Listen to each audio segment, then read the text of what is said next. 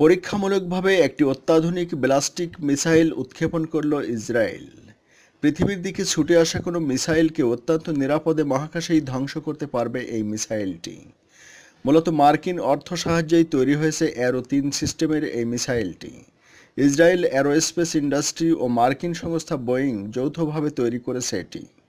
জানা গেছে, ইসরায়েলি সেনার হয়ে 2000 সাল থেকে কাজ করছে অ্যারো-2 ও অ্যারো-3।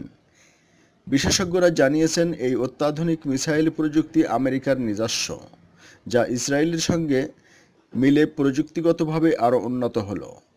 এর আগে 2014 সালে গাজার ফিলিস্তিনিদের দমনের জন্য ব্যবহার হয়েছিল এই মিসাইল। সেক্ষেত্রে এই মিসাইলের সাফল্যই একে আরও উন্নত করতে উদ্বুদ্ধ করে দুদেশকে। অ্যারো ছাড়াও ডেভিস স সিলিং নামেও একটি মিসাইল উৎক্ষেপণ করেছে ইসরায়েল।